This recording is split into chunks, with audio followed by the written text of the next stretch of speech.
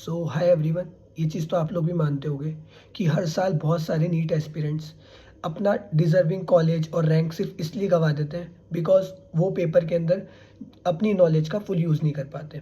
उनके academic knowledge में कोई प्रॉब्लम नहीं होती, उनके सारे कॉन्सेप्ट सारे क्वेश्चन सब क्लियर्ड होते हैं, उन्होंने बहुत मेहनत करी होती है। बट फिर भी जब वो मेन एग्ज़ाम देने जाते हैं तो किसी एक्स वाई जेड रीज़न की वजह से वो अपनी नॉलेज को वहाँ पे यूज़ नहीं कर पाते और उसकी वजह से सिली मिस्टेक्स कर बैठते हैं और कॉन्सेप्चुअल मिस्टेक कर पाते हैं, टाइम मैनेजमेंट ख़राब कर बैठते हैं, जिसकी वजह से उनका सिलेक्शन रुक जाता है या फिर उनको जो कॉलेज मिलना चाहिए वो नहीं मिल पाता। ओके, तो इस वीडियो के अंदर हम उन्हीं प्रॉब्लम्स को डिस्कस करने आए हैं, उन्हीं प्रॉब्लम्स का सोल्यूशन लेके आए हैं। ओके, तो फर्स्ट ऑफ ऑल मैं अपना इंट्रोडक्शन दे देता हूँ। माई सेल्फ कनिष्ठ Mathur, I am a final year MBBS student from government medical college of Rajasthan, JLN medical college Ajmer. Okay, मेरा बैच 2021 है। मैंने नीट 2021 के अंदर अपना क्वालिफाइड किया था विद रैंक ऑफ 5498। ओके, तो आज हमारी जो वीडियो का टॉपिक रहने वाला है वो रहेगा how to attempt NEET exam for best score. मतलब आपको मैं एक कुछ ऐसी टिप्स एंड ट्रिक्स बताने वाला हूँ कि आपको नीट एग्ज़ाम को अगर आप इस तरीके से करोगे, अटेम्प्ट करोगे, तो may be it is a high chance कि आप अपना स्कोर इम्प्रूव कर पाओ। अगर आप किसी वजह से सिली मिस्टेक ज़्यादा करते हो या आप किसी वजह से टाइम मैनेजमेंट नहीं कर पा रहे हैं ना, आपका पेपर छूट रहा है, तो उन सारी चीज़ों को आप टैकल कर सकते हो इस स्ट्रेटजी से। ये स्ट्रेटजीज़ मैंने खुद ने अपनी प्रैक्टिस के टाइम पे यूज़ करी थी जब मैं नीट 21 दे रहा था। ओके, उस टाइम पे मैंने ये स्ट्रेटजी बनाई थी अलग अलग स्ट्रेटजीज़ को मिला के। आपने बहुत जगह सुना होगा कि आपको जो आपका पेपर होता है उसको एक से ज़्यादा अटैम्प्ट में देना होता है। ओके, कहीं पे आपने सुना होगा कि आपको ना क्या सिली मिस्टेक्स अवॉइड करनी है, आपको येस नो नॉट जैसे वर्ड्स पे फोकस करना है। तो उन्हीं सब चीज़ों को मैंने मिक्स करके एक प्रॉपर एक स्ट्रेटजी बनाई कि मैं एग्ज़ाम में बैठूंगा और मैं इस तरीके से अपने 3 घंटे में पेपर को अटैम्प्ट करूंगा, ताकि जो सिली मिस्टेक्स हैं, जो ओवर कॉन्फिडेंट या अंडर कॉन्फिडेंस की वजह से जो मैं एंग्शियस हो रहा हूँ या मैं जो टाइम मैनेजमेंट ख़राब करके पेपर छोड़ रहा हूँ, उन सारी चीज़ों को मैं टैकल कर पाऊँ और जो मेरे अननेसेसरी मार्क्स जा रहे हैं उनको मैं वापस गेन कर पाऊँ। तो इस चीज़ ने मेरा ना एक ब्लॉक हो जाता है ना, मार्क्स इम्प्रूव होना ब्लॉक हो जाता है, उस ब्लॉक को तोड़ा था। और दैट्स वाई मैंने जब मेरा मेन एग्जाम देने गया था वहाँ पे मेरे 642 मार्क्स आए थे और जब मैं मॉक टेस्ट देता था तो मैं 700 भी टच करने लग गया था। ओके, तो फर्स्ट ऑफ ऑल अपन कुछ बेसिक्स समझ लेते हैं हमारे नीट एग्जाम से रिलेटेड। आपका जो 26 वाला पेपर होने वाला है उसके अंदर 180 क्वेश्चंस आएंगे और ड्यूरेशन भी आपको 180 मिनट्स ही मिलेगा। ओके, मतलब कहने का मतलब है 1 मिनट पर क्वेश्चन, जो कि अगर आप सोचने जाओ तो बहुत डिफिकल्ट चीज़ है। ओके, 3 सब्जेक्ट्स आते हैं जिसमें फिजिक्स है, केमिस्ट्री एंड बायोलॉजी है। बायोलॉजी ऑलरेडी 2 सब्जेक्ट्स में बटा हुआ है, जूलॉजी एंड बॉटनी में। ओके, ये सब आपको बेसिकली पता ही है। जो 11th 12th की फिजिक्स केमिस्ट्री बायोलॉजी होती है वही आपके इस एग्जाम में आने वाली है। ठीक है, मार्किंग सिस्टम की बात करें, अगर आप कोई क्वेश्चन को सही करोगे तो +4 होंगे, कोई क्वेश्चन आप गलत कर देते हो तो -1 होंगे। ओके, और अगर आप कोई क्वेश्चन अटैम्प्ट नहीं करोगे तो उसके आपको 0 मार्क्स मिलेंगे। ऐसे करके आपको अपने जो स्कोर है उसको बढ़ाना होता है। एंड ये तो बेसिक चीज़ है कि आप जितने ज़्यादा गलत क्वेश्चन करोगे उतना आपका स्कोर गिरता जाएगा। तो गलत क्वेश्चन करने से बेटर है कि आप क्वेश्चंस को अटेम्प्ट ही ना करो। ओके, बट बिकॉज अब कंपटीशन इतना बढ़ चुका है, आपको स्कोर्स भी इतना ज़्यादा लाना पड़ता है।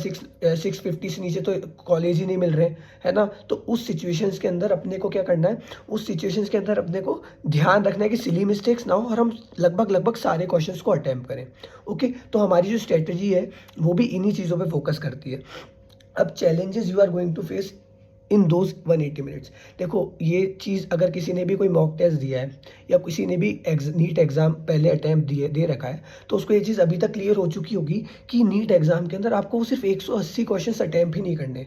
वो 180 जब क्वेश्चन आप अटैम्प्ट करने चाहते हो तो उसके साथ आपको बहुत सारे चैलेंजेस भी वहाँ पे फेस करने पड़ते हैं। अगर आप जब अपना पहला मॉक टेस्ट दोगे तो आपको उस टाइम पहली बार ये रियलाइज़ होगा कि यहाँ पे तो बहुत टाइम प्रेशर होता है। आप एक एग्ज़ाम हॉल के अंदर बैठ के एग्ज़ाम दोगे, हो सकता है आप में से बहुत सारे बच्चे ऑनलाइन टेस्ट देते हो, घर पे देते हो, तो वो एग्ज़ाम प्रेशर आपको फ़ील नहीं होता हो। बट अगर आप एग्ज़ाम हॉल में बैठोगे और वहाँ इतने बहुत सारे लोगों के साथ वो एग्ज़ाम टेंशन, जो 3 घंटे की टेंशन होती है, उसको अगर आप देखोगे तो वो भी आपके अंदर एक एंग्जाइटी लाती है कि यार क्या होगा। वो बंदा तो रुक ही नहीं रहा, पेपर करते जा रहा है, मेरे को क्वेश्चन नहीं आ रहे। तो ये सारे थॉट्स कभी कभी अपने अंदर एंग्जाइटी लाते हैं, इमोशनल स्ट्रेस होता है। कुछ बच्चे होंगे जो पहला दूसरा तीसरा अटैम्प्ट दे रहे होंगे, ठीक है, तो वो चीज़ें क्या होती है आपके अंदर एक स्ट्रेस बना देती कि अगर इस बार भी सिलेक्शन नहीं हुआ तो क्या होगा। इवन मैं खुद का बताऊं तो मेरा खुद का सेकंड अटैम्प्ट था, तो मेरे को खुद को ही स्ट्रेस था कि अगर इस बार नहीं हुआ तो क्या होगा, बिकॉज मैंने अपनी पूरी मेहनत लगा दी थी सेकंड अटैम्प्ट में 21 वाली नीट के अंदर। मैं अपना बेस्ट करके गया था। फिर उसके बाद मेरा ये था कि अगर अब नहीं होगा तो इससे बेस्ट मैं कर ही नहीं सकता, ये मेरा टॉप एफर्ट्स है। तो ऐसी सिचुएशन में स्ट्रेस आना बनता है कि यार अगर आप एक गलती कर दी तो फिर एक साल गया, बिकॉज नीट एग्जाम सिर्फ एक साल में एक बार होता है। तो ये सारी चीज़ होती है साथ में, क्योंकि अभी अब आप लोग अगर ऑनलाइन टेस्ट दे रहे होंगे तो वहाँ पे आपको OMR वाली प्रॉब्लम नहीं आ रही होगी। आप क्वेश्चन देखते हो, सॉल्व करते हो, टिक लगाते हो, आगे बढ़ते हो। बट जब आप ऑफलाइन देने जाते हो तो वहाँ पे OMR भी अपने को साथ में फिल करनी होती है। OMR फिल करना ही अपने आप में एक चैलेंज है। मैं तो बहुत बार देखा है, इवन मेरे साथ खुद के साथ मॉक टेस्ट में बहुत बार हुआ है कि जब मैं OMR भर रहा हूँ तो मैंने एक गोला गलत भर दिया और लाइन से मेरे 40 क्वेश्चन गलत हो गए, ठीक है। नीट मेन एग्जाम के अंदर आपको सेकंड OMR मिले ना मिले इसकी कोई गारंटी नहीं होती। तो ऐसी मिस्टेक्स आपके सिलेक्शन को ख़त्म कर सकती है। कॉलेज खराब होना ना मिलना, ये कॉलेज खराब मिलना ये तो बहुत छोटी बात है। लोगों को कॉलेज ही नहीं मिलता। जो बच्चे 700 मार्क्स वाले होते हैं, जो ऐसी मिस्टेक्स OMR फिलिंग की वजह से अपना कॉलेज ही खो देते हैं। सिली मिस्टेक्स सबके साथ होगी। अगर आपने किसी ने भी एग्जाम दिया हो तो आपने सबने फील किया होगा, हर मॉक टेस्ट में फील किया होगा कि यार 10 15 20 30 क्वेश्चन तो अपने आप ही गलत हो रहे हैं। मतलब जब आप पेपर बाद में अटेम्प्ट करके जब घर बैठते हो, शांति से उसको एनालाइज करो, तब देखते हो कि यार ये क्वेश्चन तो मेरे को आता था लेकिन ये गलत कैसे हो गया। तो ये गलत क्यों हुआ? ये उस एंग्जाइटी, उस टाइम प्रेशर, उस इमोशनल स्ट्रेस की वजह से हुआ। जब आपका माइंड क्या है, प्रॉपरली वहाँ पे फोकस नहीं था एग्जाम के अंदर, आप कुछ और सोचने लगे और बैकग्राउंड में आपने एक ऑप्शन पढ़ा और टिक लगा के आगे बढ़ गए। या फिर हो सकता है आपने क्वेश्चन को ढंग से नहीं पढ़ा हो, या हो सकता है आपने ऑप्शंस को ढंग से नहीं पढ़ा हो। एक ऑप्शन करेक्ट लग रहा था, एक ऑप्शन मोर करेक्ट था, तो आपने मोर करेक्ट नहीं पढ़ा हो। तो ऐसी सारी चीज़ों की वजह से हमारी सिली मिस्टेक्स होती है। और मैं तो देखो पर्सनली मानूँ तो मैं सिली मिस्टेक जैसी कोई चीज़ मानता नहीं हूँ। ये सब हमारी केयरलेसनेस होती है, हम किसी वजह से उन क्वेश्चंस को ढंग से अटेम्प्ट नहीं करते, हमारा पूरा फोकस वहाँ पे नहीं होता, जिस वजह से मिस्टेक्स होती है। But with my strategy, with this strategy कि आप कैसे पेपर पर अटेम्प्ट करते हो, ये सारी चीज़ें आपकी इन चीज़ों को कम कर सकती है। मैंने खुद ने मेरी सिली मिस्टेक्स में डिक्लाइन पाया था, है ना। इवन मैंने लास्ट 2 ईयर में लगभग 1500 से 2000 बच्चों को मेंटर किया है, जिसमें से जिस भी बच्चे को मैंने ये स्ट्रेटजी बताई है, जिस भी बच्चे ने स्ट्रेटजी को फॉलो किया है, उसने 3 4 पेपर दिए हैं इस स्ट्रेटजी को फॉलो करके, उसके सिली मिस्टेक्स का काउंट कम हुआ है, उसके मार्क्स इंप्रूव हुए हैं, ठीक है। ये एकदम क्या बोलते हैं, अप्रूव्ड बात है, ये एकदम देखी हुई बात है मेरी, कि अभी तक मेरे को किसी भी बच्चे से ये नहीं आया कि सर आपकी इस स्ट्रेटजी ने मेरे मार्क्स गिरा दिए, ठीक है। तो एटलीस्ट आप 2 से 3 पेपर जब इसको अटैम्प्ट कर लोगे, ये स्ट्रेटजी आपकी हैबिट में आ जाएगी, तो आप खुद देखोगे कि यार हाँ अब मेरे से ये चीज़ हो रही है। क्योंकि स्टार्टिंग में तो क्या होगा, ये चीज़ नई नहीं लगेगी कि यार हाउ इट इज़ पॉसिबल कि आप ये वाली स्ट्रेटजी कैसे बता दी है, मैं कैसे करूँ। बट विद टाइम ये चीज़ें आपके साथ हो जाएगी, ठीक है। कभी कभी क्या कुछ क्वेश्चन नए भी आ जाते हैं, ठीक है। जब आप एग्जाम देते हो, नए क्वेश्चन देखते हो, या कोई पहली बार आपने क्वेश्चन, नया क्वेश्चन देखो एक्चुअली नीट में आता नहीं है, बट कुछ क्वेश्चन होते हैं जो आपके लिए नए हो, आपने पहली बार देखे, तो वो देख के अपन घबरा जाते हैं कि यार इसको कैसे अटेम्प्ट करूँ, और उस चक्कर में करते हैं तो अपना टाइम खराब कर देते हैं, है ना। हम अपना मेंटल स्टेट खराब कर देते हैं, और इसकी वजह से जो अगला क्वेश्चन हमें आता था वो भी हम गलत कर देते हैं। तो इन चीज़ों पे हमें खास कर ध्यान रखना है, ठीक है। 180 क्वेश्चंस के साथ साथ हमें इतनी सारी चीज़ों पे ध्यान करना है, ठीक है। मैं हमेशा कहता हूँ कि नीट एग्ज़ाम में सिर्फ आपकी एकेडमिक नॉलेज चेक नहीं करते हैं, वो आपकी इमोशनल स्टेबिलिटी भी चेक करते हैं, कि मतलब आप कितने स्टेबल हो उस 3 घंटे में। बिकॉज आपको 3 घंटे अपने माइंड को एकदम फोकस्ड रखना है। You have to utilize every second of that 180 minutes, ताकि आप अपने हर क्वेश्चन को इम्प्रूव कर सको। क्योंकि अगर कोई बंदा 650 पे है ना, तो अगर वहाँ पे उसके +1 भी हो रहे हैं ना, तो +1 होती है उसका एक कॉलेज इंप्रूव हो रहा है। एक कॉलेज इंप्रूव का मतलब जानते हो कि आपकी आने वाली जो 5 साल है वो और बेटर हो सकते हैं, ठीक है। दैट्स वाई हमारा वो एक एक सेकंड इंपॉर्टेंट हो जाता है, ओके। तो इसके बाद हम बात कर लेते हैं अब इन चीज़ों का सॉल्यूशन क्या है। मैंने प्रॉब्लम्स तो बता दी कि आपको इतनी सारी प्रॉब्लम्स आती है एग्जाम में, आपको फेस करना है, बट इसका सॉल्यूशन क्या है। इसका एक सॉल्यूशन है कि आपको जो 3 घंटे का एग्जाम है उसको 3 बार अटेम्प्ट करना है। मतलब कि आपको 3 घंटे में सेम पेपर को 3 बार करना है। How it is possible? बहुत सारे बच्चों से तो एक बार में अटैम्प्ट नहीं हो रहा, मेरे से खुद से नहीं होता था बहुत टाइम तक। ठीक है, हाउ इट इज़ पॉसिबल कि आप उस एग्ज़ाम को 3 बार कर लो 3 घंटे में, मतलब कि बार मतलब 3 बार अटेम्प्ट। तो उसका देखो मैं बताता हूँ, हमें क्या है, हमें ना पेपर को 3 टाइम्स मतलब 3 अटेम्प्ट्स में बाँटना है, और हर अटेम्प्ट का एक अलग मोटिव होता है। जो पहला अटेम्प्ट होगा, अटेम्प्ट्स का मतलब क्या है, पहले तो मैं आपको ये समझाऊँ कि आपको पेपर उठाना है, पन्ना खोलना है, क्वेश्चन नंबर 1 पढ़ा, 1 से लेके 1 क्वेश्चन नंबर 180 तक आप गए। ओके, ये आपका पहला अटेम्प्ट है।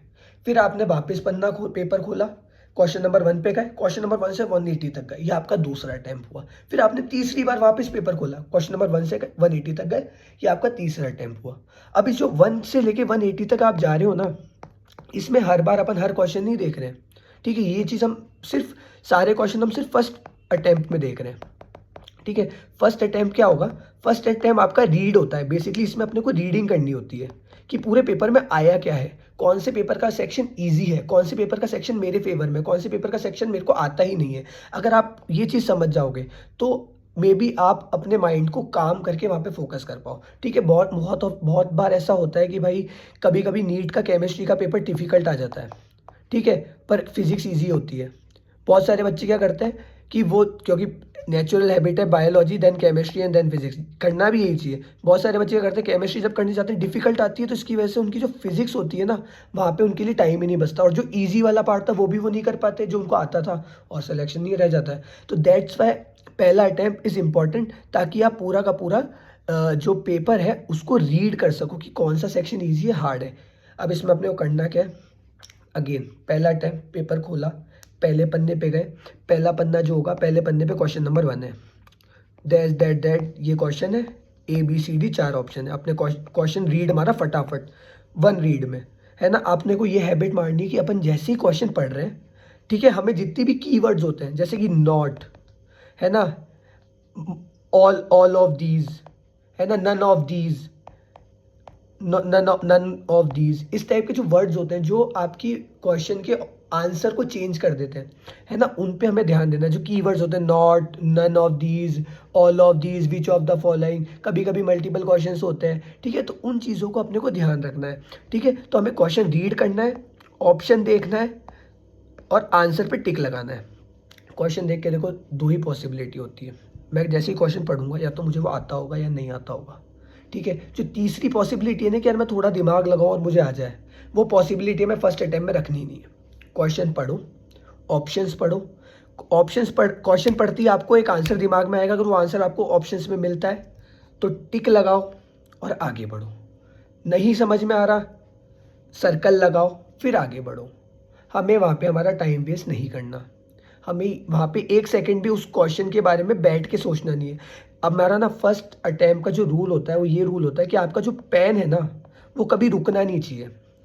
ठीक है, अगर आप कंप्यूटर पे अटैम्प्ट दे रहे हो, आपके मॉक टेस्ट दे रहे हो, तो आप कंप्यूटर पे भी आदत डालो कि आपका जो एक हाथ है वो या तो माउस पर रहेगा, जिससे आप पूरे क्वेश्चन को रीड करते रहोगे, ऑप्शंस को रीड करके टिक लगाओगे, या फिर आपका हाथ एक कॉपी पेन पे रहेगा जिस पे आप या तो उस पर रफली वर्क करते रहोगे, और बायोलॉजी के सेक्शन में तो डेफिनेटली आप क्वेश्चन ही पढ़ते रहोगे। तो आप क्वेश्चन पढ़ोगे, ऑप्शन देखोगे, टिक लगाओगे। अब आप बोलोगे भाई चलो इधर तो आपने आपकी बात मान ली कि हमें ना वहाँ पे टाइम वेस्ट नहीं करना, क्वेश्चन पढ़ना, ऑप्शन पढ़ना, आगे बढ़ना है। बट फिजिक्स के न्यूमेरिकल्स होते हैं, केमिस्ट्री के न्यूमेरिकल्स होते हैं, जहाँ पे आपको कुछ चीज़ें सॉल्व करनी होती है, तो वहाँ पे तो हमें दिमाग लगाना पड़ेगा ना, हाँ डेफिनेटली लगाना पड़ेगा। तो वहाँ पे हमें क्या करना है, और क्वेश्चन पढ़ना है। क्वेश्चन पढ़ती है आपको अगर कोई वो क्वेश्चन आंसर आता होगा, क्वेश्चन आता होगा ना, तो आपके दिमाग में फॉर्मूला या जो भी उसका स्टेप होता है वो आएगा, और आप पेपर उठाओ, उसको सॉल्व करो, आंसर है, आंसर देखा, ऑप्शन में टिक लगाए और आगे बढ़ा। ये हमारी स्ट्रेटेजी रहेगी। मतलब कि आपको अपने आप को एक सेकंड भी नहीं देना क्वेश्चन और ऑप्शन को पढ़ने, उसका आंसर लिखने के अलावा सोचने का।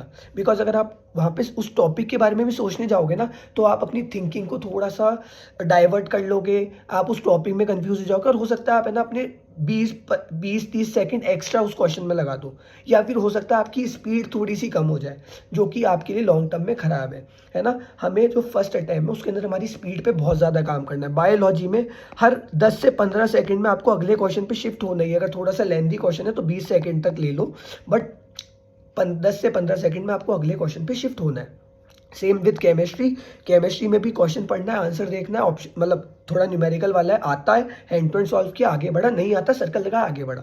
ये हमारी बेसिक स्ट्रेटजी रहेगी। ठीक है, ऐसे करके आपको फिजिक्स करनी है, ऐसे आपको पहले बायोलॉजी करनी है, देन केमिस्ट्री करनी है, देन फिजिक्स करनी है। सीक्वेंस हमेशा यही रहेगा तीनों अटेम्प्ट में, बायोलॉजी केमिस्ट्री एंड फिजिक्स। आपके जो मेन एग्जाम होता है ना नीट का, उसमें कभी कभी फिजिक्स आगे आ जाती है, कभी है ना केमिस्ट्री आगे आ जाती है, तो उन जगहों पे भी अपने को यही सीक्वेंस रखना है। बिकॉज बायोलॉजी के अंदर 90 क्वेश्चन है, जिसके अंदर आपकी जो थिंकिंग होगी वो फास्ट होगी, आपको क्वेश्चन पढ़ना आंसर लिखना है, जिससे क्या होगा आपकी एक स्पेस बन जाएगी, आपकी एक स्पीड बन जाएगी, जो स्पीड आपके साथ केमिस्ट्री तक जाएगी। केमिस्ट्री में जाएगी तो वहाँ पे जो आपका न्यूमेरिकल वाला पार्ट है वो भी थोड़ा सा फास्ट होगा। ठीक है, ये चीज़ आप खुद समझोगे कि जब कोई गाड़ी है वो तेज चल रही है ना, और आगे एकदम से थोड़ी स्लो ड्राइविंग है, तो वो थोड़ी टाइम तक अपनी टॉप स्पीड पे रहती है, तब जाके थोड़ा थोड़ा धीरे होती है।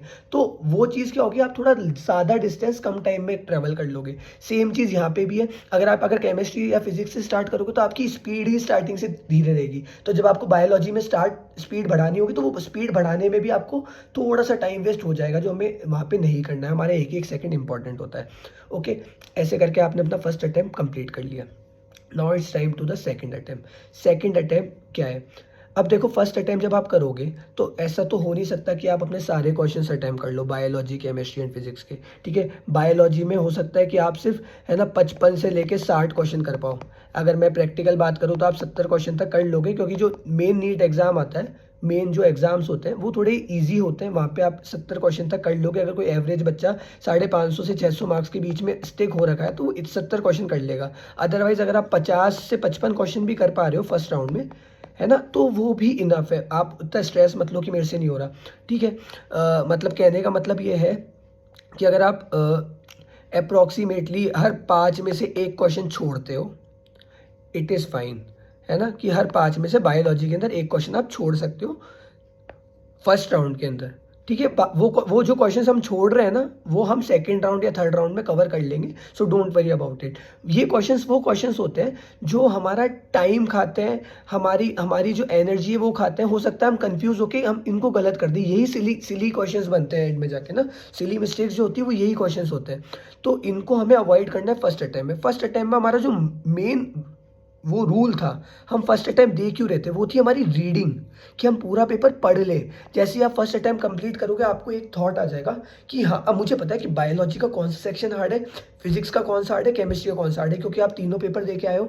आपने तीनों में कुछ क्वेश्चंस छोड़ रखे, तो आपको वो भी आइडिया है कि भाई जो क्वेश्चंस मैंने छोड़े हैं वो कितने डिफिकल्ट है। कुछ क्वेश्चन ऐसे होंगे जिनको अगर मैं थोड़ा सा भी दिमाग लगाऊंगा, थोड़ा सा फॉर्मूला सॉल्व करने की कोशिश करूंगा, मेरे को आंसर आ जाएगा। ठीक है, कुछ क्वेश्चन ऐसे फिजिक्स में भी होंगे जिन पे आंसर आ जाएगा, तो उन क्वेश्चंस को मैं सेकंड राउंड में सॉल्व करूंगा। फिजिक्स के जो हमारा फर्स्ट राउंड था, जो मैं अपने फर्स्ट राउंड की बात कर रहे थे, उसमें जैसे आपने बायोलॉजी में 60 टू 70 क्वेश्चंस करे, जो कि मोर देन इनफ है फर्स्ट राउंड के लिए। इस अगर आप 50 भी कर रहे हो तो भी ठीक है। केमिस्ट्री के अंदर आप इस तरीके से अगर जैसे मैंने बताया चलोगे तो 45 में से आप लगभग लगभग 25 क्वेश्चंस कर लोगे, बिकॉज जो मेन एग्जाम होगा वो हमारा 45 क्वेश्चंस किधर से आ रहे हैं, तीनों फिजिकल केमिस्ट्री, इनऑर्गेनिक केमिस्ट्री। तो उसमें से थ्योरेटिकल क्वेश्चन लगभग लगभग 30 क्वेश्चन होते हैं अप्रोक्सीमेटली, और 15 क्वेश्चन आपके कैसे होते हैं, न्यूमेरिकल बेस्ड होते हैं, जो मतलब फिजिकल केमिस्ट्री से आते हैं, जिसमें भी जो बढ़िया न्यूमेरिकल्स होते हैं वो 5 से 6 क्वेश्चन ही होते हैं जो अच्छे न्यूमेरिकल क्वेश्चंस होते हैं। बाकी सारे most of the times theory questions होते हैं या डायरेक्ट फार्मूला बेस्ड क्वेश्चन होते हैं कि फार्मूला लिखा और आंसर आया। तो ऐसे सब में आपको ज़्यादा टाइम नहीं लगेगा, आप 20-25 क्वेश्चन केमिस्ट्री के कर लो, 50 क्वेश्चन बायोलॉजी से कर लो, एंड फिजिक्स के अगर आप 15 से 20 क्वेश्चन भी कर लो तो भी फर्स्ट राउंड में मोर देन इनफ है ना। फिजिक्स के अंदर भी वही चीज़ हमें करनी, क्वेश्चन देखना है, पढ़ना है, आंसर निकालना है, आगे बढ़ना है। जैसे मैंने आपको बताया था कि बायोलॉजी में आपको 20-30 सेकंड से मतलब 15-20 सेकंड से ज़्यादा रुकना नहीं है फर्स्ट राउंड के अंदर। सेम चीज़ आपको केमिस्ट्री के अंदर है ना, 30-40 सेकंड से ज़्यादा रुकना नहीं है। सेम चीज़ आपको फिजिक्स में करनी है, 45 सेकंड्स टू 1 मिनट, इससे ज़्यादा हमें किसी क्वेश्चन पे रुकना नहीं है for first attempt, first round. Okay, ये चीज़ क्यों इंपॉर्टेंट है, क्योंकि हमें यहाँ पे टाइम बचाना है सेकेंड राउंड के लिए। ये हमारा सिर्फ इसलिए था कि हम पूरे पेपर को एनालाइज कर पाए, हम ये समझ पाए कि कौन सा पेपर इजी, कौन सा सेक्शन इजी है, कौन सा सेक्शन हार्ड है। और ये समझने के साथ साथ हम हमारा जो भी हमारा क्या कहते हैं क्वेश्चन थे जो हमें बिल्कुल टिप्स पे थे, वो क्वेश्चन हम अटेम्प्ट कर सकें, वो क्योंकि हमारे मार्क्स हैं। तो इसके साथ आपके लगभग लगभग 350 से 400 मार्क्स हो जाएंगे मिनिमम। अगर कोई बच्चा 600 मार्क्स 550 मार्क्स के आसपास रहता है मॉक टेस्ट में, तो उसके इतने मार्क्स यहाँ पे आ जाएंगे। अदरवाइज आपके अभी इतने नहीं आ रहे, तो बिलीव मी, अपने अकेडमिक्स पे भी काम करते रहो, और अपनी जो सिली मिस्टेक्स की वजह से जो मार्क्स लूज कर रहे हो वो आप इस स्ट्रेटजी के साथ इम्प्रूव कर लोगे। ओके, तो आपका इस स्कोर तक भी आप जल्दी आ जाओगे। ओके, बाकी मैं आपको वो भी बताऊंगा कि आपको अगली जो हमारे सेशंस होंगे, अपकमिंग सेशन होंगे, कि आप अपनी एकेडमिक्स को भी कैसे इंप्रूव कर सकते हो, बट अभी के लिए अपन इस पर फोकस करते हैं।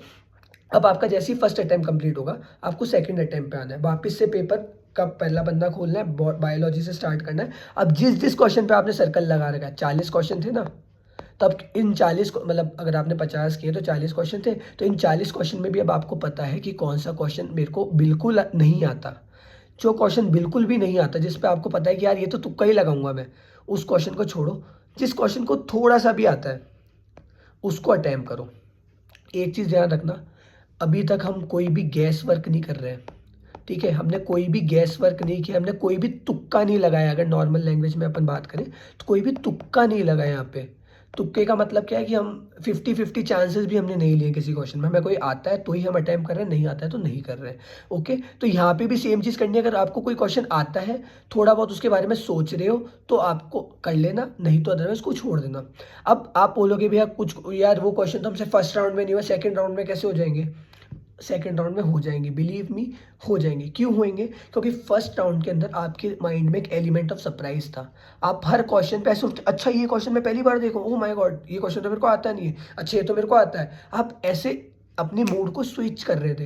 लेकिन सेकेंड अटेम्प्ट में आपको पता है, अब आपका माइंड का एकदम काम है। अब आपको पता है कि हाँ ये मेरे को नहीं भी आता तो मैं मार्क्स आगे वाले सेक्शन से उठा लूंगा। अगर आगे वाला डिफिकल्ट है तो मेरे को पता है कि मैं यहाँ से उठा लूंगा। तो आप थोड़े से प्लानिंग वाले मोड में चल जाते हो, तो आपकी थोड़ी सी एंग्जाइटी और जो इमोशनल स्ट्रेस होता है वो कम हो जाता है, और आप पेपर अटेम्प्ट करने लग जाते हो।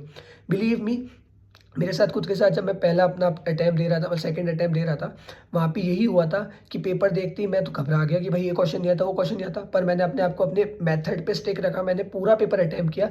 जब मैं सेकंड राउंड पे आया, तब सेकंड राउंड में देखते ही मुझे लगा ये क्वेश्चन तो मेरे को फर्स्ट राउंड में नहीं आ रहा था, अब आ रहा है। क्यों?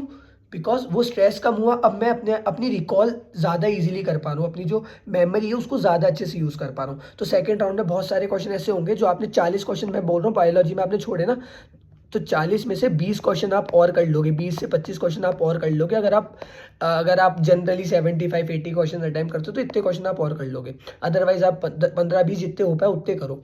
फिर सेम चीज़ आपको केमिस्ट्री में करनी है। जो क्वेश्चन आपने 20 क्वेश्चन छोड़े, 20-25 क्वेश्चन आपने छोड़े, उनको अटैम्प्ट करना है। इस बार आप उनमें से 10 से 15 क्वेश्चन और कर लोगे मिनिमम, क्योंकि इस बार वही है, आपकी मेमोरी अच्छी हुई है और अब आपके पास थोड़ा सा टाइम है क्वेश्चन सॉल्व करने का। फॉर्मूला बेस्ड वाले जो क्वेश्चन, जो फॉर्मूलाज आपको एकदम से क्लिक नहीं होते, वो आप लिख के कर सकते हो। बट अभी भी आपको ये चीज़ ध्यान रखनी है, यहाँ पे भी आपको कोई टाइम वेस्ट नहीं करना है, कोई गैस वर्क नहीं करना है।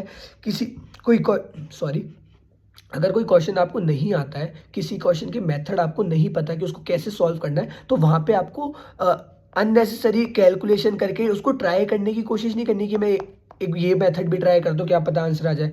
एक बार अटेम्प्ट करो, नहीं आ रहा सर्कल लगाओ, आगे बढ़ो, थर्ड राउंड में देखेंगे, क्योंकि अभी हमारे पास फिजिक्स भी बची है और भी सेक्शन है। ठीक है, तो ऐसे करके आपको अपनी केमिस्ट्री भी कर लेनी है। सेम चीज़ अपने को फिजिक्स पे जाना है। फिजिक्स में आपने 20 क्वेश्चन, 15-20 क्वेश्चन कर लिए थे, तो अब यहाँ पे आपको 10-15 क्वेश्चन और अटेम्प्ट करने हैं। मैं जनरली ऐसा मानता हूँ कि मेजॉरिटी बच्चों के साथ क्या होता है, उनकी फिजिक्स थोड़ी सी वीक होती है। वीक मीन्स की आती है उनको, बट जब वो एग्जाम में जाते हैं तो फिजिक्स में उतना अच्छा स्कोर नहीं कर पाते। ज़्यादा अच्छे स्कोर उनके बायोलॉजी में आते हैं, देन केमिस्ट्री में आते हैं, देन फिजिक्स में आते हैं।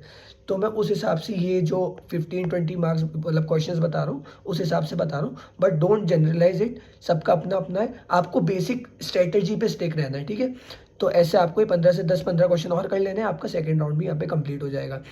Second round why it is important, because यहाँ पे आपकी एंग्जाइटी नहीं है, ठीक है, आपका स्ट्रेस नहीं है, आप एक मेंटल पीस में हो। ठीक है, मेंटल पीस में, जो मेंटल पीस ना बहुत इंपॉर्टेंट होती है एग्जाम के अंदर। जैसे आपको आएगी, आप एक क्लियरिटी मिलेगी, आप अपनी मेमोरी को ज़्यादा अच्छे से यूज़ कर पाओगे और आप आंसर लिख पाओगे। ठीक है, अब किसी ने कोई टॉपिक पढ़ा ही नहीं है तो वो तो डेफिनेटली आप सेकेंड राउंड में भी अटैम्प्ट नहीं करोगे। बट अगर आपने पढ़ा है और आप फर्स्ट अटैम्प्ट में उसको याद नहीं कर पाए थे, अब सेकंड अटैम्प्ट में देखते ही आपको आ जाएगा।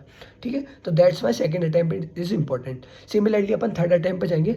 अब थर्ड अटैम्प्ट एकदम जो लास्ट का हमारे पास पता है, आप जब थर्ड अटेम्प्ट तक पहुंचोगे ना, आपके पास ज़्यादा टाइम भी नहीं होगा। मैक्सिमम लोगों के पास 20 से 25 मिनट होंगे। बहुत सारे लोगों के पास जो अभी ये स्ट्रेटेजी पहली बार ट्राई करेंगे, उनके पास तो हो सकता है थर्ड अटेम्प्ट के लिए टाइम भी ना बचे, क्योंकि वो लोग क्या करेंगे, स्टार्टिंग में अपना मैक्सिमम टाइम फर्स्ट अटेम्प्ट और सेकेंड अटेम्प्ट में दे देंगे। ठीक है, बिकॉज मैं ये चीज़ भी समझता हूँ, एकदम से ये चीज़ नहीं होती। मैंने भी जब पहली बार ये चीज़ ट्राई करी थी कि मेरे को 3 बार पेपर देना है, मेरे से भी टाइम मैनेज नहीं हुआ था। ठीक है, तो आप भी अपने आप से मत मानना कि मैं एक बार में कर दूंगा। ये चीज़ टाइम लेती है, आपको कम से कम 3 से 4 पेपर देने पड़ेंगे। कम से कम 3 से 4 मॉक टेस्ट दो आप लोग, जो कि लगभग लगभग थोड़े बड़े सिलेबस के हों, फुल सिलेबस या हाफ सिलेबस टाइप हो 11th-12th के। तो जिससे क्या होगा, आपको समझ में आएगा कि हाँ, क्वेश्चन की डाइवर्सिटी जो होती है ना, उसके अकॉर्डिंग आप कैसे पेपर में परफॉर्म कर रहे हो। बिकॉज अब दिसंबर भी एंड होने वाला है ना, जनवरी फरवरी मार्च अप्रैल 4 महीने बचे हैं। तो this is the peak time कि आप अपने जो प्रीवियस ईयर पेपर है उनको अटैम्प्ट करना स्टार्ट करो। तो आप चाहो तो प्रीवियस ईयर पेपर को ही इस टेक्निक से ट्राई कर सकते हो। घर पे OMR प्रिंट आउट निकालो, है ना, ऑनलाइन आपको मिल जाएगा, और उसको खुद से 3 घंटे बैठ के देने का ट्राई करो इस स्ट्रेटजी से। डायरेक्ट एग्जाम हॉल में जाओगे तो हो सकता है वहाँ पे और भी प्रॉब्लम्स है और आपके मार्क्स गिर जाए। एक बार आप जब खुद से घर पे ट्राई करोगे तो मे बी थोड़ा सा एंग्जाइटी कम होगी, तो आप टेक्निक को ज़्यादा ग्रास्प कर पाओगे। ओके, तो सर थर्ड अटैम्प्ट जो होता है, थर्ड अटैम्प्ट किसके लिए, जो भी बचे हुए क्वेश्चन है। बायोलॉजी में लगभग आपके 10 क्वेश्चन, 10 से 15 क्वेश्चन जो भी बचे हैं, बहुत सारे अच्छे बच्चों के तो ये भी नहीं बचेंगे, क्योंकि या तो वो पहले ही उनको अटैम्प्ट कर चुके होंगे, या फिर वो पहले ही क्योंकि उन्होंने पहली बार पेपर दिया तो सिली मिस्टेक करके अपने मार्क्स को कम कर चुके होंगे। तो हमें इस वाली चीज़ पे तो जाना ही नहीं है, बट 10 से 15 क्वेश्चन अगर आपके बचे हैं तो उनको अपन यहाँ पे अटैम्प्ट करेंगे। ठीक है, सेम चीज़ केमिस्ट्री में जो क्वेश्चन बचे उनको करेंगे। अब क्योंकि अपने पास टाइम है और हमारे पास लिमिटेड क्वेश्चन है और टाइम भी है, तो हम यहाँ पे क्या कर सकते हैं, हम यहाँ पे हिट एंड ट्राई वाली चीज़ जो है वो ट्राई कर सकते हैं कि मेरे को कोई क्वेश्चन पता है यार कि यार इस वाली चीज़ मेरे को कहीं तो पढ़ी है मैंने। ठीक है, अब मैं क्या करूँगा, ऑप्शन रूल आउट कर सकता हूँ। ऑप्शन रूल आउट वाला जो मेथड होता है ना, कि आपके पास 4 ऑप्शन है, ये 2 तो बिल्कुल ही नहीं होंगे, अच्छा ये 2 ऑप्शन होंगे, तो इसके ज़्यादा चांसेस है। तो ये थोड़ा गैस वर्क भी जा सकते हो, आप कह सकते हो ऑप्शन रूल आउट भी कर सकते हो, या फिर आप कहना ये कह सकते हो कि भैया कि मैं ट्राई कर रहा हूँ, कि मैं ट्राई करता हूँ, क्या पता इस फॉर्मूले से मेरे को आंसर आ जाए। तो ये जो ट्रायल वाली चीज़ है, ये अपने को थर्ड अटेम्प्ट में करनी है ना। और ये भी चीज़ क्या है, इसको थोड़ा तुक्काबाजी से भी मैं रिलेट करूँ तो, अगर ये तुक्का भी आप लगा रहे हो ना, इसको तुक्का भी बोले अपन, तो ये तुक्का भी आपको, क्योंकि लिमिटेड क्वेश्चंस पे लगा रहे हो, 10 से 15 क्वेश्चन टोटल, पूरे 180 में से टोटल क्वेश्चन पे आप तुक्का लगा रहे हो, तो आपके क्वेश्चंस गलत होने की पॉसिबिलिटी भी बहुत कम हो जाती है। ठीक है, अगर आप 10, मैं कहता हूँ अगर आप 10 क्वेश्चंस पे तुक्का लगाते हो और आपके है ना 2 क्वेश्चंस सही होते हैं, समझ रहे हो, 10 में से सिर्फ 2 क्वेश्चन सही होते हैं। 2 क्वेश्चन सही होने का मतलब है +8, 8 क्वेश्चन गलत होने का मतलब है -8। ठीक है, मतलब कि आपके कितना है, 0।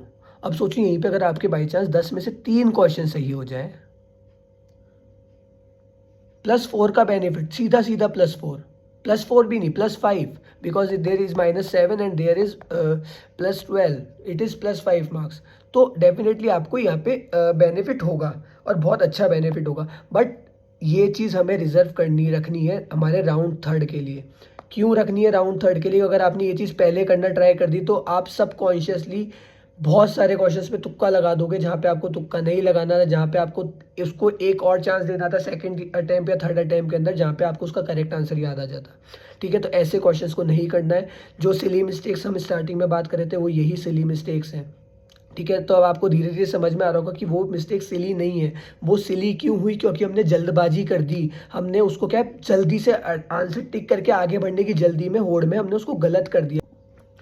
ठीक है, तो हमें ना फर्स्ट राउंड में और सेकंड राउंड में ये चीज़ ध्यान रखनी है कि हम किसी भी क्वेश्चन पे फालतू का उसको तुक्केबाजी वाली चीज़ ना करें। तुक्के हमें लास्ट वाले राउंड के लिए बचा के रखने हैं। जो एक्स्ट्रा टाइम भी अगर किसी क्वेश्चन में लग रहा है ना, बहुत सारे क्वेश्चन ऐसे होंगे जो कि 1 मिनट में करना पॉसिबल नहीं है, 1 मिनट में करना वो पॉसिबल ही नहीं है। तो उन क्वेश्चंस के अंदर हमें क्या है, जो ज़्यादा टाइम लगने वाला है, 4 से 5 मिनट, 10 से 15 मिनट जो लगने वाले हैं, उनको हमें थर्ड राउंड में लगाना है ना। हमें कभी भी फर्स्ट सेकेंड राउंड में किसी क्वेश्चन पे 4-5 मिनट या 10-15 मिनट नहीं लगाने हैं। उससे क्या होगा, आपका आगे का पेपर खराब हो जाएगा। ठीक है, बट क्योंकि लास्ट राउंड के अंदर हमारे पास 20-25 मिनट बचे होते हैं या 10-15 मिनट, जो भी आपके पास टाइम बचा है, क्योंकि अब आपको यहाँ पे पता है कि मेरे पास अगर 15 क्वेश्चंस भी है तो इस 15 में से मैं 3 क्वेश्चन ही कर सकता हूँ और इन 3 क्वेश्चन में से ये क्वेश्चन है जो मैं मोस्ट प्रोबेबली करेक्ट कर दूंगा। तो आप जो अपना बचा हुआ टाइम है ना उन क्वेश्चंस पे लगाओ ताकि आप यहाँ पे उसको ज़्यादा से ज़्यादा सही कर पाओ। थर्ड राउंड का जो मेन गोल होता है, गोल क्या होता है कि आपको यहाँ पे मार्क्स को छीनना है, कैसे भी करके आपको +1 करना है, ठीक है। माइनस नहीं करना, 0 होगा चलेगा पर +1 करने की कोशिश अपने को करनी है। अगर आप किसी क्वेश्चन में थोड़ा सा एक्स्ट्रा टाइम, जो बचा हुआ टाइम है उसको यूज़ करके उसको अटैम्प्ट कर सकते हो, तो यही मौका है कि उस क्वेश्चन को एक बार और अटैम्प्ट करके सही आंसर निकालने का कोशिश करो। मैक्सिमम जो न्यूमेरिकल वाला पार्ट होता है वो यहाँ पे अपन ट्राई कर सकते हैं। थ्योरी में तो अब तक क्योंकि अपने 2 बार उसको अटैम्प्ट कर लिया तो हमें मैक्सिमम क्वेश्चन में क्लियर है कि थ्योरी में ये क्वेश्चन मेरे को नहीं आता है ना। जो क्वेश्चन आपको आता होगा आप कर चुके होगे, तो यहाँ पे आप वो उन न्यूमेरिकल्स को ट्राई कर सकते हो। अदरवाइज आप थ्योरी में भी जो बचे हुए क्वेश्चन हैं उस पर अपन थोड़ा बहुत कैलकुलेटेड रिस्क ले सकते हैं, बट कैलकुलेटेड होना चाहिए। ऐसा नहीं कि आप रैंडमली ABCD में से A टिक लगा दिया, C टिक लगा दिया, नहीं, ऑप्शंस रूल आउट करने हैं अपने को, ठीक है। उसकी भी एक टेक्निक होती है जो अपन किसी और सेशन में डिस्कस करेंगे। तो ऐसे करके आपको तीनों अटैम्प्ट कर लेने हैं। अब बात कर लेते हैं हमारे टाइम मैनेजमेंट की। भैया आपने बोल तो दिया 3 अटैम्प्ट करने हैं, पर 3 अटैम्प्ट में टाइम मैनेजमेंट क्या होगा, कौन से टाइम पे कितना क्या देना है हमें, ठीक है। तो बेसिकली बायोलॉजी जो होती है ना वो आपको कंप्लीट बायोलॉजी 40 मिनट में करनी है। फर्स्ट राउंड आपको 30 मिनट देना है। पेपर स्टार्ट हुआ, बायोलॉजी आप करने का 30 मिनट के अंदर आपको फर्स्ट राउंड की बायोलॉजी कंप्लीट करनी है, ठीक है। सिमिलरली जब आप फर्स्ट राउंड में हो तो केमिस्ट्री भी आपको 30 मिनट में करनी होती है। ये सारे फर्स्ट अटैम्प्ट की वो है, ठीक है। फर्स्ट अटैम्प्ट में आपको केमिस्ट्री 30 मिनट में करनी है, फिजिक्स 45 मिनट्स में करनी है। मतलब कि आपका टारगेट होना चाहिए कि 30 मिनट के अंदर आप 90 के 90 क्वेश्चंस देख लो। सिमिलरली केमिस्ट्री के 30 मिनट के अंदर आप केमिस्ट्री के 30 मिनट के अंदर आप 45 क्वेश्चंस को आप देख लो। सिमिलरली फिजिक्स के 45 मिनट्स के अंदर आप 45 क्वेश्चंस देख लो, क्योंकि फिजिक्स थोड़ा सा न्यूमेरिकल पार्ट हो जाता है तो वहाँ पे 1 मिनट पर क्वेश्चन अपन मतलब देख सकते हैं। सिमिलरली यहाँ पे है ना 30 to 45 सेकेंड्स पर क्वेश्चन अपन रुक सकते हैं केमिस्ट्री के अंदर। एंड बायोलॉजी में अपने को ट्राई करना है हर 20 सेकंड में अपन एक क्वेश्चन अटैम्प्ट हो रहा हो, या तो वो टिक हो रहा हो या उसमें सर्कल लग रहा हो, पर हम हर 20 सेकंड्स के अंदर अगले क्वेश्चन पे जाए। कुछ क्वेश्चन थोड़े लेंथी होते हैं तो वहाँ पे आप 5 सेकंड एक्स्ट्रा ले लो, पर वहीं पे दूसरी साइड में कुछ क्वेश्चन थोड़े शॉर्ट होते हैं तो वहाँ पे आपका थोड़ा टाइम बचेगा भी, तो कहीं ना कहीं 20 सेकंड पर एवरेज अपना हो जाएगा। सिमिलरली जब आप सेकंड राउंड में जाओगे तो सेकंड राउंड में बायोलॉजी 5 मिनट के अंदर आपको 90 क्वेश्चन देख लेने हैं।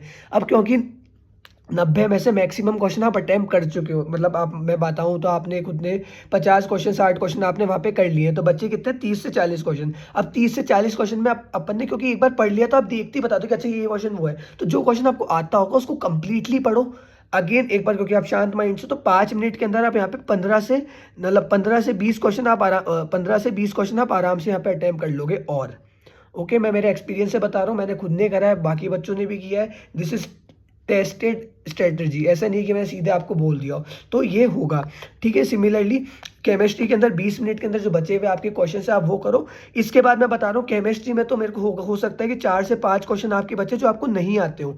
ये वो क्वेश्चन होंगे जो आपको बिल्कुल ही आइडिया नहीं होगा कि मैं कैसे सॉल्व करूँ, है ना, जो कि अपन राउंड 3 में ट्राई कर लेंगे अगर हमें करना होगा तो। अदरवाइज हम उसको कहीं और यूज़ कर सकते हैं। सिमिलरली फिजिक्स के अंदर 20-25 मिनट लगाओ, बचे हुए जो 20 से 25 क्वेश्चन बचे हैं उनमें से जितने मैक्सिमम क्वेश्चन को अटेम्प्ट करने की कोशिश करो। बिकॉज फर्स्ट राउंड में हम 1 मिनट से ज़्यादा किसी क्वेश्चन पे रुकेंगे नहीं। अगर लग रहा है तो क्वेश्चन को आधा छोड़ो और अगले क्वेश्चन पे जाओ। डोंट थिंक कि मेरा 1 मिनट वेस्ट हो चुका है तो मैं 1 मिनट और लगा के उसको सॉल्व कर लूँ। हो सकता है 2 मिनट बाद भी वो क्वेश्चन सॉल्व ना हो, तो 1 मिनट होते ही क्वेश्चन चेंज। एक ऐसे यहाँ पे अगर 45 सेकंड होती है क्वेश्चन चेंज, 20 सेकंड होती है क्वेश्चन चेंज। जब आप ऐसे अपने माइंड में क्लॉक बैठा लोगे ना तो आपको घड़ी देखने की भी जरूरत नहीं पड़ेगी बीच एग्जाम में। ओके, सिमिलरली लास्ट सेक्शन आपको फिजिक्स का 15 मिनट में करना है, केमिस्ट्री का 5 मिनट में करना है, एंड बायोलॉजी 5 मिनट में करना है, लास्ट अटेम्प्ट जो है, ठीक है। अब ये चीज़ मैं बता रहा हूँ, ये जो मैंने नंबर्स बताए, ये जो मैंने टाइमिंग बताई, ये टाइमिंग थोड़ी सी रफ है। ओके, दिस इज़ नॉट कि भाई इतना ही होना चाहिए, ठीक है। मैंने एक रफ आइडिया दिया कि आपको इतने इतने टाइम में करना है। किसी बंदे की फिजिक्स इजी होती है, फिजिक्स इजी लगती है तो वो हो सकता है और जल्दी कर ले, हो सकता है किसी की बायोलॉजी और फास्ट हो। मैंने लोगों को 15-15 मिनट के अंदर पूरी बायोलॉजी सॉल्व करते हुए देखा है फर्स्ट अटैम्प्ट के अंदर, ठीक है।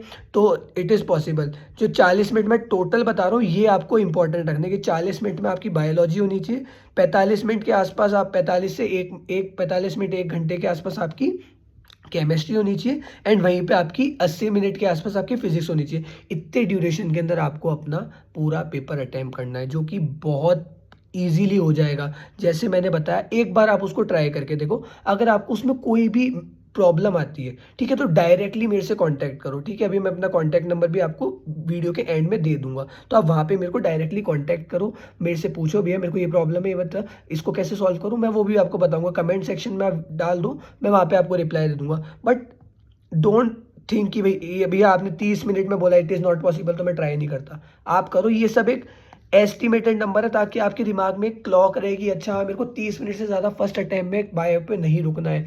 5 मिनट ना 30 मिनट से ज़्यादा केमिस्ट्री पे नहीं रुकना है, 45 मिनट से ज़्यादा मेरे को फिजिक्स में नहीं रुकना है। तो ये वाला हमारा जो है फर्स्ट अटेम्प्ट का है, this is our second attempt and this is our third attempt. तो आपको ऐसे ही करना है। टारगेट क्या होगा? बायोलॉजी के अंदर मैंने आपको बताया कि आपको फर्स्ट अटेम्प्ट के अंदर 50 से 60 क्वेश्चन करने हैं, जो कि अप्रॉक्सीमेटली आपका, अगर आप देखो तो 200 से लेकर 240 मार्क्स के आसपास आपको मार्क्स दिला देगा। सिमिलरली अगर आप केमिस्ट्री में जाओगे, यहाँ पे हमने 20 क्वेश्चन का टारगेट लिया था, 20 से 25 क्वेश्चन करने हैं हमें, तो ये भी आपको कहीं ना कहीं, है ना, कितना 80 से लेके 100 मार्क्स के आसपास ले आएगा। सिमिलरली फिजिक्स के अंदर अगर हम 15 से 20 क्वेश्चन करते हैं, तो ये भी आपको कहीं ना कहीं क्या कहते हैं 60 टू 80 मार्क्स लेंगे। तो अगर आप यहाँ पे देख पाओ तो आपके ऑलरेडी कितने मार्क्स हो गए, आपके ऑलरेडी 342 लेके हमारे 420 नहीं 520 मार्क्स नहीं 420 मार्क्स हो चुके हैं, ठीक है? तो जैसे मैंने आपको बताया था कि आप 350 से 400 मार्क्स तो फर्स्ट अटेम्प्ट में ही कर लोगे। तो मतलब कि आप समझो कि आपने आधे से ज़्यादा पेपर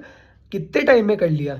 आपने आधे से ज़्यादा पेपर 30 और 45 यानी कि 1.5 घंटे में, मतलब आपने आधे टाइम में आधे से ज़्यादा पेपर ऑलरेडी अटेम्प्ट कर लिया है। अगर आप नॉर्मल स्ट्रेटेजी से भी चलो तो आधे टाइम में आप आधा पेपर ही करते ना, आप आधे टाइम में 320 मार्क्स का पेपर ही करते ना, यहाँ पे आपने 320 की जगह 400 मार्क्स का पेपर कर लिया, तो आप अभी प्लस पॉइंट में ही हो। तो इट इज़ डूएबल, बिकॉज मैंने उसको पार्ट दिया है, तो आपको ऐसा थोड़ा सा लग रहा होगा कि भैया तीनों सब्जेक्ट आपने 1.5 घंटे में कर लिए, बट नहीं, हमने तीनों सब्जेक्ट कंप्लीटली नहीं किए, हमने उसका एक फ्रैक्शन पार्ट किया। तो इट इज़ पॉसिबल, आप करके देखो, ठीक है?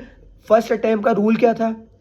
पेन रुकना नहीं चाहिए, पेन रुकना नहीं चाहिए, चलाते रहो, या तो क्वेश्चन पढ़ते हुए चलाओ, या ऑप्शन टिक करते हुए चलाओ, या सर्कल लगा के आगे बढ़ने में चलाओ। एक और रूल है कि हर 5 में से एक क्वेश्चन आप छोड़ सकते हो, खासकर बायोलॉजी के अंदर, ठीक है? केमिस्ट्री फिजिक्स के अंदर अपन उसको 2 कर देते हैं, 5 में से 2 क्वेश्चन।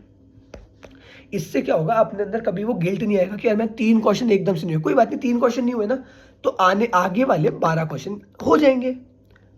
यही पेपर की डिफिकल्टी होती है। अगर आप, मैं आपको एक नॉर्मल बात बताऊं तो हर 5 में से एक क्वेश्चन थोड़ा सा डिफिकल्ट होता है, दैट्स वाई मैं ये चीज़ बोल रहा हूँ। तो मैं अपना जो गिल्ट होता था कि यार मैंने 5 क्वेश्चन छोड़ दिए, जिसकी वजह से मेरे को टेंशन होती थी कि मैंने 5 क्वेश्चन गलत कर दिए, छोड़ दिए, है ना, फर्स्ट अटेम्प्ट के अंदर, तो वो चीज़, ये वो जो गिल्ट है वो यहाँ से गायब हो जाता था। तो मेरे को लगता था अच्छा 5 क्वेश्चन मैंने छोड़ दिए ना, तो आने वाले 20 क्वेश्चन ईजी है, मैं अटेम्प्ट कर लूंगा, और मोस्ट ऑफ द टाइम्स वो चीज़ हो जाती थी। तो मेरे most of the question first attempt में हो जाते थे। अगर आप इस 2 रूल्स को अपने माइंड में रखोगे तो आपका फर्स्ट अटेम्प्ट जो है ना वो बहुत स्मूथली हो जाएगा। आप ट्राई करके देखो। सेकंड अटेम्प्ट के टारगेट की बात करूँ, मैं बता चुका हूँ कितने कितने क्वेश्चंस करने हैं आपको, है ना? बायोलॉजी में अगर आप 20 क्वेश्चन और कर लो, है ना? केमिस्ट्री के अंदर आप कितने कर लो, केमिस्ट्री में आप 10 से 15 क्वेश्चन और कर लो। कितने मिनट में कर रहे थे? बायोलॉजी अपन 5 मिनट में कर रहे थे, केमिस्ट्री अपन शायद से 15 मिनट में कर रहे थे, 20 मिनट में कर रहे थे। लो, ये तो और भी टाइम है, ठीक है? 20 मिनट में कर रहे थे। पॉसिबल नहीं है कि ये चीज़ करना, बहुत पॉसिबल है। प्लस अगर आप, है ना, अपने बचे हुए 30 मिनट के अंदर आप 10 से 15 और फिजिक्स के क्वेश्चन कर लो, ठीक है? 30 मिनट में 2-2 मिनट पर क्वेश्चन दे रहा हूँ मैं, इतना तो बहुत इजीली होएगा।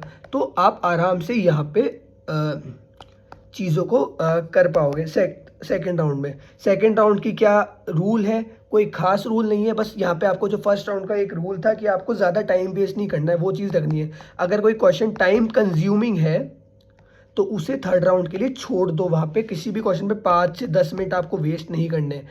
हाँ, क्योंकि आपके पास थोड़ा सा टाइम ज़्यादा है यहाँ पे, तो आप वो चीज़ कर सकते हो कि जहाँ केमिस्ट्री में हम 45 सेकंड में रुक रहे थे, अगले क्वेश्चन पे जा रहे थे, उसको यहाँ पे आप 1 मिनट तक कर सकते हो, है ना? सेम चीज़ आप फिजिक्स के अंदर उसको 2 मिनट तक कर सकते हो, बट एक्सेस टाइम वेस्ट नहीं करना। 5 से 10 मिनट हमें वहाँ पे वेस्ट नहीं करने हैं, because it is very important कि आप टाइम बचाओ, है ना? क्योंकि अपने को थर्ड राउंड में जो टाइम बचेगा उस टाइम को हम ज़्यादा अच्छे से यूटिलाइज कर पाएंगे। अभी आपने को OMR भी पढ़नी है, अगर आप लोगों को याद हो तो। सेम चीज़ जो थर्ड राउंड था, थर्ड राउंड में मैंने बताया कि जो भी बचा हुआ क्वेश्चन है टोटल पूरे पेपर की बात करते हैं यहाँ पे।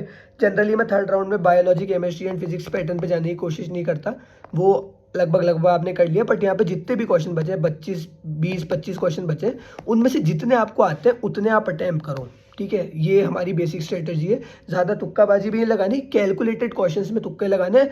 आपको पेपर खत्म होने के बाद पता होना चाहिए कि मैंने 10 क्वेश्चंस में तुक्का लगाया, 15 क्वेश्चन में तुक्का लगाया, ताकि वहाँ पे अगर आप गलत भी करो तो आपको वो सिली मिस्टेक्स में काउंट ना करो। This is not silly mistake, this is your risk जो आपने पेपर में लिया है, ठीक है। यही एक रूल है इसका कि अपने को यहाँ पे कैलकुलेटेड रिस्क लेना है and fight for every and each mark, okay. यही हमारा है। अब बात कर लेते हैं हमारी एक OMR की, ओके, कि OMR हमें जो फिल करनी है वो कैसे करनी है, ओके। तो जो फर्स्ट अटैम्प्ट लिया उसमें हमें OMR को देखना भी नहीं है। क्यों नहीं देखना? क्योंकि हमें वहाँ पे अपनी स्पीड रखनी है, ठीक है। फर्स्ट अटैम्प्ट में हमें हमारी स्पीड पे काम रखना है, तो हमें OMR देखनी भी नहीं है। और आप टाइम मैनेजमेंट से भी समझ पा रहे होगे कि हमारे पास फर्स्ट राउंड में OMR भरने का टाइम ही नहीं है, बिल्कुल भी टाइम नहीं है, ठीक है। दैट्स वाई हम जो है फर्स्ट अटैम्प्ट में हमारा OMR नहीं भर रहे। जो सेकंड अटैम्प्ट होगा, अटैम्प्ट 2, उसमें हम सेक्शन वाइज OMR भरते जाएंगे, सेक्शन वाइज या पेज वाइज, जैसा आपको ईजी लगे, है ना। हमने पेपर सेकंड अटैम्प्ट में पेपर खोला, paper 1, this is paper 1, this question. अगर यहाँ पे 10 क्वेश्चन है, OMR पन्ने पे गए, यहाँ पे 4 सर्कल होते हैं, तो यू टिक लगाते हुए चलना है ना। फर्स्ट का A, सेकंड का B, थर्ड का C। सर्कल नहीं बनते अपने को, सर्कल नहीं बनते। 4 क्वेश्चन अगर गोले हैं तो उसमें हमें टिक लगाते चलना है, छोटा छोटा, ठीक है। ये टिक्स क्या होते हैं? ये टिक्स हमारे कभी भी ना मशीन के अंदर वो स्कैन नहीं होते। तो इससे क्या होता है, आपके पास एक लाइफ लाइन होती है। अगर आपने बाई चांस गलत क्वेश्चन पे टिक लगा दिया है और फिर उसके बाद आपने सही गोले को पूरा सर्कल कर दिया है, तो जो मशीन है वो इसी को सही मानेगी, इसको सही नहीं मानेगी। तो यहाँ पे आपके पास एक छोटा सा लाइफ लाइन होती है कि आप अपने आप को बचा सको इस टिप एंड ट्रिक से, ओके। तो ऐसे अपने को सेकेंड राउंड में अटैम्प्ट में अपना पेपर भरना है। और जो हमारा थर्ड अटैम्प्ट होगा, अटैम्प्ट थर्ड में हम जो भी क्वेश्चन अटैम्प्ट कर रहे हैं उसके साथ साथ OMR भर दो, ठीक है। साथ में OMR भरनी है। समझ में आ गया OMR कब भरनी है? इससे क्या होगा, आपका OMR टाइमली भर भी जाएगी और आपके पास एंड में स्ट्रेस नहीं होगा, क्योंकि आपने लास्ट का जो टाइम बचा उसको वो खत्म होने से पहले ही OMR भर दी, है ना। या तो आप चाहो तो पहले जैसे जूलॉजी कंप्लीट करी तो एक साथ पूरी जूलॉजी की OMR भर दी, या जो भी पन्ने पे आप हो उस पन्ने को खत्म करके फिर OMR भर दी। ये चीज़ हम सेकेंड राउंड में कर रहे हैं, ये चीज़ ध्यान रखना, ओके। तो यही हमारी आज की मीट थी, ओके। तो अब मैं बता देता हूँ आपको एक बार और से हमारे बारे में कि what is this channel and who I am, why I am doing this, ठीक है। मेरे को लास्ट 2-3 ईयर्स से मेंटरशिप का एक्सपीरियंस है। I am doing mentorship. पहले मैं फिजिक्स वाला पे मेंटरशिप करता था, उसके बाद मैंने वो वहाँ से उसको छोड़ दिया and now I am starting my own mentorship company, ठीक है। हम एक नया बैच लाने की कोशिश कर रहे हैं, सुपर 20। यहाँ पे ये हमारा फर्स्ट बैच होगा, ऑफिशियल फर्स्ट बैच होगा। इसमें क्या होगा, ये एकदम फ्री बैच है।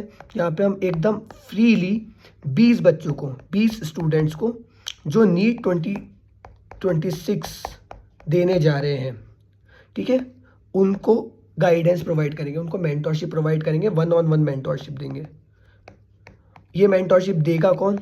ये मेंटरशिप मैं दूंगा और मेरे जैसे और जो मेडिकोज हैं, जो खुद इंडिया के टॉप कॉलेजेस में है, एम्स दिल्ली में, एसएमएस मेडिकल कॉलेज जयपुर में, है ना, ऋषिकेश में, हमारे एम्स जोधपुर में, जो टॉप कॉलेजेस के अंदर जो स्टूडेंट्स हैं, मेरे साथ जेएलएन मेडिकल कॉलेज में जो स्टूडेंट्स हैं, वो मेंटरशिप देंगे। और वो ही क्यों देंगे? बिकॉज उन मेंटर्स को एक्सपीरियंस है ऑलरेडी मेंटरशिप का, उन्होंने रिसेंटली ही अभी एग्ज़ाम्स निकाला होगा, तो वो सब ये सारी आपको मेंटरशिप देंगे। हमारा टारगेट सिर्फ इतना सा है कि जो हम 20 बच्चे पिक करें, उन 20 बच्चों में हम सिलेक्शन और रैंक निकालें, ठीक है। Because we are at our initial phase, है ना। हमारे पास नॉलेज है, हमारे पास मेथड है, हमारे पास सब स्ट्रेटजीज है, बट हमारे पास कोई स्टूडेंट्स की टीम या पब्लिसिटी करने के लिए कुछ नहीं है। तो हमारी पब्लिसिटी यही है कि अगर हम 20 में से 20 बच्चों का सिलेक्शन करा पाए, ठीक है, that will be our win, ठीक है। अब मैं बता देता हूँ इसमें ज्वाइन कौन कौन कर सकता है। अगर आप किसी भी टाइप की कोचिंग को ज्वाइन कर रखे हो, प्लस आपके पास एक अच्छी टेस्ट सीरीज़ है, अगर नहीं है तो हम वो आपको बता देंगे, आप वो ज्वाइन कर सकते हो। अगर आपके पास इतना भी कंटेंट है, मतलब कि अगर आपके पास एकेडमिक नॉलेज के लिए जो आपका कंटेंट होता है, फिजिक्स केमिस्ट्री बायोलॉजी का जो सब्जेक्ट होता है, उसके लिए आपके पास एक कोचिंग है, आप वहाँ से उस चीज़ को पढ़ते हो, अब आपके पास नॉलेज पूरी है ना, नॉलेज है आपको, आप है ना मॉक टेस्ट भी दे रहे हो, टेस्ट भी दे रहे हो, अगर आप ये 2 चीज़ कर रहे हो और फिर भी आपके अगर मार्क्स इंप्रूव नहीं हो रहे, है ना, आपको समझ नहीं आ रहा कि मैं क्या टेक्निक करूँ, मैं टाइम टेबल कैसे बनाऊँ, है ना, मैं अपनी एग्ज़ाम की स्ट्रेटजी क्या रखूँ, मैं अगर मेरी फिज़िक्स वीक है तो मैं उसको इम्प्रूव कैसे करूँ, मेरी केमिस्ट्री वीक है मैं उसको इम्प्रूव कैसे करूँ, बायोलॉजी के नोट्स कैसे याद करूँ। तो ये जो सारी नॉन एकेडमिक प्रॉब्लम्स होती है ना, इनको हम डील करने में हेल्प करते हैं। This is what mentorship does. हम कोई भी नॉर्मल मेंटोरशिप की तरह ऐसा नहीं कह रहे कि आपको एक ग्रुप पे ज्वाइन करा देंगे and we will provide you daily strategies and नहीं, यहाँ पे हम एकदम पर्सनलाइज मेंटोरशिप देंगे, मतलब कि पर स्टूडेंट एक बच्चा है तो उस बच्चे की जो स्टडी स्टाइल होती है ना, उस स्टडी स्टाइल के बेसिस पे हम उसको मेंटर प्रोवाइड कराएंगे, जो मेंटर उसको सारी जो गाइडेंस है वो देगा डे 1 से लेके डे लास्ट तक, जो आपका नीट एग्जाम होगा वहाँ तक आपको मेंटरशिप प्रोवाइड कराएगा। डेली आपको स्ट्रेटजीज बताएगा, आपके टाइम टेबल बताएगा, आपने जो भी दिन भर किया उसके अंदर आपने क्या गलतियाँ करी, क्या अच्छा किया, क्या इंप्रूवमेंट किया वो बताएगा, आपके टेस्ट के स्कोर को मॉनिटर करेगा एंड उसको इम्प्रूव करने के लिए डेफिनेटली स्ट्रेटजीज भी बताएगा। तो ये सारा काम हमारी मेंटरशिप प्रोग्राम करेगी, ठीक है। बट ये जो माई प्रेप मेंटोर है, दिस इज़ अबाउट दिस, है ना, माई प्रेप मेंटोर ये कंपनी है जो आपको मेंटोरशिप प्रोवाइड कराती है, ठीक है। अभी के लिए क्योंकि हमारा क्योंकि हमारे अपने पास टाइम भी कम बचा है, this is last 4 to 5 month, तो उसके लिए हमने यहाँ पे एक सुपर 20 बैच निकाला है, जिसमें हम इस 5 महीने में, इस 4 महीने में आपको इतना रिफाइन करेंगे कि आप टॉप रैंक्स निकालो। अगर किसी बच्चे में काबिलियत है जो 550-600 मार्क्स ला रहा है, तो उसको 700 ले जाने के लिए हम मेहनत करेंगे, या फिर अगर किसी को 400 पे है तो उसको 650 ले जाने के लिए कि वो सिलेक्शन निकाल ले, वो मेहनत हम करेंगे, ठीक है। तो आप एनरोल करिए, इसी वीडियो के नीचे आपको लिंक मिलेगा, प्लीज़ एनरोल इट, आप उसको फॉर्म भरिए एंड हु नोज़ कि मतलब अगर इससे आपको हेल्प मिले तो, ठीक है। इट इज़ एब्सोल्युटली फ्री, ठीक है। You can check it on our insta handle which is which is my prep mentor. Similarly, this is our YouTube channel and आप WhatsApp पे भी कनेक्ट कर सकते हैं and our number will be this. Okay, see you soon. Thank you for thank you for your time and thank you for your attention. Okay, so thank you so much everyone. I will see you in our next session. I will try कि हम हर Sunday weekly एक session लें जिसके अंदर हम ऐसी अलग अलग स्ट्रेटजीज़ की बात करेंगे, तो आप यहाँ यूट्यूब के थ्रू भी इन सारी स्ट्रेटजीज़ को फॉलो कर सकते हो एंड पर्सनल मेंटरशिप्स तो है ही। Thank you.